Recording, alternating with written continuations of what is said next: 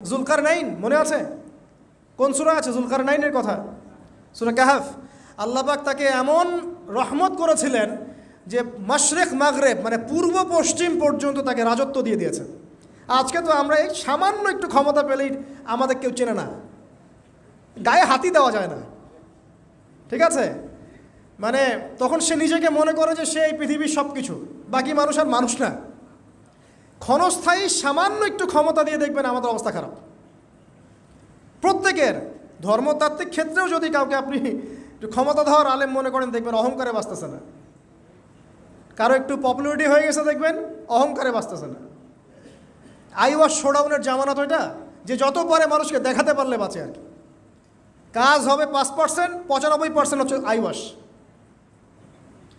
যে কোনো জায়গায়, ধর্মতাত্ত্বিক জায়গা বলেন, social, economical, political, world affairs, কাউকে যদি আল্লাহ পাক যাররা পরিমাণ একটু ক্ষমতা দিয়ে দিয়েছেন, ব্যাস তাকে আর চেনা যায় না। জুলকারনাইনকে আল্লাহ পাক আলাইহিস সালাম মাশরিক মাগরিবের ক্ষমতা দিয়েছিলেন। এত দাপট ছিল তার, যেদিকে সেনাবাহিনী নিয়ে যেতেন সেদিকে বিজয় করতে পারতেন। পড়ে দেখেন। আর এই ব্যক্তি কিন্তু আলেকজান্ডার দ্য গ্রেট নয়। পশ্চিমারা এখানে আবার একটা ষড়যন্ত্র করেছে। তারা বলে এই ব্যক্তি ছিল আলেকজান্ডার দ্য গ্রেট। এটা ভুয়া কথা। তিনি একজন আল্লাহ পাকের বড় ওলি ছিলেন অথবা নবী ছিলেন। কি ছিলেন আল্লাহ পাক এটা কোরআনে বলেননি, স্পষ্ট করেন নাই। তা আমরা ধরে নিচ্ছি আল্লাহ পাকের তিনি একজন শুকরগুজার বান্দা ছিলেন। তাকে একটা কওম বলছে যারা পাহাড়ের মাঝখানে থাকতো, ইয়া জুলকারনাইন, হে জুলকারনাইন, ইন্না ইয়াজুজ ওয়া মাআজুজ মুফসিদুনা ফিল আরদ। ইয়াজুজ আর মাআজুজের সভ্যতা জমিনে ফাসাদ সৃষ্টি করছে। ফাহাল নাজআলু লাকা খারাজান আলা আন তাজআলা বাইনানা ওয়া বাইনাহুম সাদ্দা। আমরা কি তোমাকে একটু ট্যাক্স দিব, খাজনা দিব, যে খাজনার বদৌলতে তুমি একটা প্রাচীর নির্মাণ করে দিবে, যে প্রাচীর নির্মাণ করলে ওরা আর আমাদের কাছে আসতে পারবে না। তখন এই প্রতাপশালী বাদশার স্টেটমেন্ট হচ্ছে এই, ক্বালা মা মাক্কান্নি ফীহি রাব্বি খায়র। আল্লাহ আমাকে যা দিয়েছেন তার পক্ষ থেকে এটা যথেষ্ট, তোমাদের এইসব ট্যাক্সের দরকার নেই আমার। এই যে আল্লাহ পাকের রহমত দেখেন। ঠিক খিজির আলাইহিস সালামকেও দেখবেন, ওই 3টা ঘটনা মনে আছে না? নৌকা ফুটা করা, বাচ্চাকে হত্যা করা, আর হচ্ছে কি ওই যে কি দেয়াল নির্মাণ করা। সূরা কাহফ আজকে বাসায় গিয়ে পড়েন। তাকে আল্লাহ পাক ভবিষ্যতের জ্ঞান দেখাচ্ছেন, ভবিষ্যতে কি হবে, যেই জ্ঞানটা মূসা আলাইহিস সালামকেও আল্লাহ পাক দেখাচ্ছেন না। মূসা আলাইহিস সালাম বলছেন কেন নৌকা ফুটা করলেন, কেন বাচ্চাকে হত্যা করলেন, কেন এই প্রাচীর নির্মাণ করলেন। আর খিদির আলাইহিস সালাম বলছেন যে জ্ঞান আল্লাহ তোমাকে দেন নাই তা আল্লাহ পাক আমাকে দিয়েছেন। আমি এই কারণে নৌকা ফুটা করছি, কারণ নৌকা ফুটা না করলে ভবিষ্যতে এই নৌকাটা সিজ করা হবে, ছিনতাই করা হবে। বাচ্চাটাকে হত্যা করেছে এই কারণে, এই বাচ্চা বড় হলে বড় কাফের হতো। দেয়াল নির্মাণ করেছে এই কারণে, এই দেয়ালের নিচে এই বাচ্চাদের, এতিম 2 বাচ্চার গুপ্তধন রাখা আছে, ওর বাবা মা রেখেছে। এটা তুমি জানো না, আমি জানি। এটা জানার পরে তিনি অহংকার করছেন না, তিনি বলছেন রাহমাতাম মির রব্বি, এই জিনিসটা আমার রবের রহমত, আমার প্রতি দয়া। তো 2 শ্রেণীর মানুষ আপনি পাবেন। এক, যারা তাদের স্ট্যাটাস, প্রতিপত্তি, জ্ঞান এসবের অহংকার প্রদর্শন করবে। আর এক শ্রেণী যারা এগুলো আছে, যাদের এগুলো আছে, বাট তারা বলবে এগুলো হাযা মিন ফাদলি রব্বি, এগুলো আমার রবের রহমত। এখানে সফল 2য় শ্রেণীর মানুষ, 1ম শ্রেণীর নয়। ইউসুফের কথা মনে আছে? আলাইহিস সালাম কুয়ায় ছিলেন, কুয়া থেকে জেলে, কুয়া থেকে রাজপ্রাসাদে, সেখান থেকে জেলখানায়। জেলখানার একটা মানুষ যে পরবর্তীতে মিশরের শাসক হবে, কেউ কি ভেবেছিল? কেউ ভেবেছিল? ওই সময় কেউই ভাবে নাই। কিন্তু ওই মানুষটাকে আল্লাহ রাব্বুল আলামিন মিশরের রাজত্ব দিয়েছেন, যার মধ্য দিয়ে আল্লাহ পাক হাজার হাজার লক্ষ লক্ষ মানুষকে দুর্ভিক্ষের হাত থেকে বাঁচিয়েছেন। আল্লাহ পাকের পরিকল্পনা, রহমত দেখেন। প্রত্যেক আম্বিয়া কেরামের জীবনী পড়ে দেখেন, এরকম রহমতের অসংখ্য নিদর্শন কোরআনে এবং হাদিসে আছে। এখন শেষ করার আগে, এটা বলতে থাকলে অনেক সময় চলে যাবে, আসলে নামাজের সময় চলে যাবে, আমরা শেষ করছি। আমরা আসলে এখন যদি আল্লাহর রহমত পেতে চাই এবং আমাদের জীবনটাকে আল্লাহ পাকের আনুগত্যে, দাসত্বে, অহংকার মুক্তভাবে তওবা ইস্তেগফারের মধ্য দিয়ে কাটাতে চাই, তাহলে আসলে কি কি পয়েন্টস আমাদের কাজ করা দরকার, জাস্ট পয়েন্টসগুলো বলছি। 1 নম্বর হচ্ছে জ্ঞান অর্জন করতে হবে।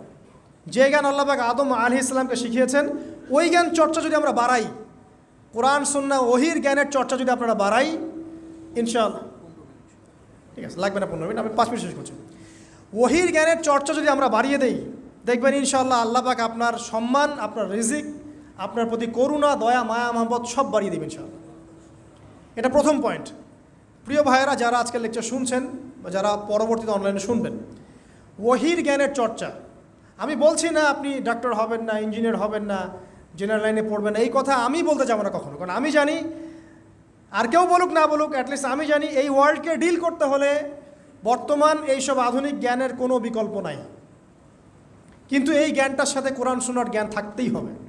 যখন এই দুইটা জ্ঞান একত্রিত হবে, ইনশাল্লাহ এই জাতিকে ঠেকানোর কেউ থাকবে না ইনশাল্লাহ। এই সহজ সরল কথাটা আমরা বোঝাতে ব্যর্থ হচ্ছি, অথবা কিছু মানুষ ইন্টেনশনালি এটাকে ঘুরিয়ে ফিরে উল্টা ব্যাখ্যা করছে। আর হ্যাঁ, এটা স্বীকার করছি, কিছু মানুষ আছে, কিছু ব্যাকডেটেড থিঙ্কিংস আছে আমাদের মধ্যে, যে আমরা আধুনিক শিক্ষাটাকে অনেক সময় গুরুত্ব দিচ্ছি না। এটা ঠিক নয়, এটা আমার মত। পরিবেশ বজায় রেখে, ইসলামী পরিবেশ বজায় রেখে আধুনিক শিক্ষায় শিক্ষিত হতে কোনো সমস্যা আছে?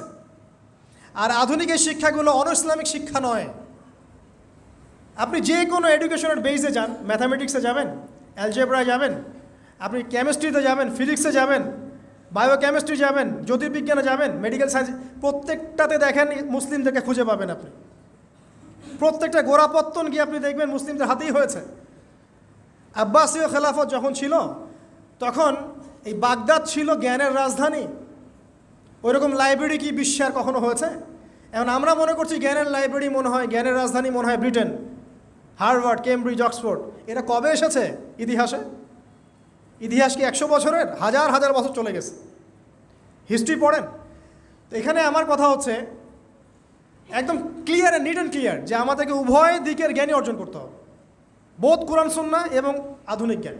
এই দুটো জ্ঞান যখন আপনি একত্রিত করবেন, ইনশাআল্লাহ দেখবেন আল্লাহ চাইতো কোরআন এবং সুন্নাহকে হাতে নিয়ে এই বিশ্বের চ্যালেঞ্জগুলোকে ফেস করা যাবে ইনশাআল্লাহ। আল্লাহ পাক তৌফিক দান করুন, আমিন। প্রথম যেটা বিষয়, আল্লাহ পাকের রহমত পেতে হলে আল্লাহর ওহীভিত্তিক জ্ঞানের চর্চা বাড়াতে হবে। এই জ্ঞানের চর্চা বাড়ালে ব্যক্তি, পরিবার, সমাজ, রাষ্ট্র সবাইকে আল্লাহ পাক সম্মানিত করবে ইনশাআল্লাহ তাআলা। আল্লাহ পাক রহম করবেন, ক্ষমা করবেন, ইনশাআল্লাহ দুনিয়াতেও সফল করবেন, পরকালেও জান্নাত দেবে ইনশাআল্লাহ তাআলা। আর আমরা তো দেখলাম আল্লাহ পাকে জান্নাত দেওয়ার জন্য একটা ঘটনা যথেষ্ট। একটা কুকুরকে পানি পান করিয়েছে, একবার খালি বলেছে আল্লাহ তোমার ভয়েই কাজ করেছি, ব্যাস। আবার জাহান্নামে যাওয়ার জন্য একটা ঘটনা এনাফ, খালি বলেছে যে আল্লাহ তোকে মাফ করবে না, ব্যাস জাহান্নাম। আল্লাহ পাক জানেন এন্ড অফ দ্য ডে কে জান্নাতে যাবে আর কে জাহান্নামে যাবে। অহংকারের কোনো সুযোগই নাই। এক মিনিট একটা কথা বলতে চাই, যে এখন অনেক মুসলিমদের মধ্যে একটা ট্রেন্ড চলে আসছে, একটু ইসলাম প্র্যাকটিস করলেই অন্যকে আন্ডার এস্টিমেট করা শুরু করে না? এখন তো অনলাইনের যুগ, আর এখন তো কাজ করতে কোনো শ্রম লাগে না, খালি ঘরে বসে শুয়ে 2টা লাইন লিখলেই কাজ শেষ। ঘরে বসে শুয়ে ফেসবুকে 2টা লাইন লিখলেই কাজ শেষ। আর কনস্ট্রাকটিভ কাজের তো কোনো খোঁজ খবরই নাই। এগুলো সহজ, এই কারণে দেখা যায় বর্তমান যুগে সমালোচনা, গীবত, আন্ডার এস্টিমেট করা, এগুলোর সংস্কৃতি বেড়ে গেছে। এগুলোর মধ্য দিয়ে আমরা দিন পালন করার পরেও ক্ষতির মধ্যে আছি। এমন হতে পারে যে ব্যক্তি বা যে দল বা যে রাজনৈতিক দল বা যে ধর্মীয় দল যার বিরুদ্ধে আমি নিজের কলমগুলো ঘোরাচ্ছি, হতে পারে তার মধ্যে এমন মানুষ আছে যে আমার আগে জান্নাতে চলে যাবে, হতেই পারে। আর আমি যে নিজেকে এত বড় করে ফখর করছি, কে জানে এন্ড অফ দ্য ডে আমি জান্নাতে যাবো কি যাব না? কোনো গ্যারান্টি আছে? কোনো গ্যারান্টি নাই। সো এখন আমরা যারা ইসলাম প্র্যাকটিস করছি, আমাদের সতর্ক হওয়া উচিত। নিজের পরকালের ফিকিরটা করি। আল্লাহ পাক বোঝার তৌফিক দান করুন, আমিন।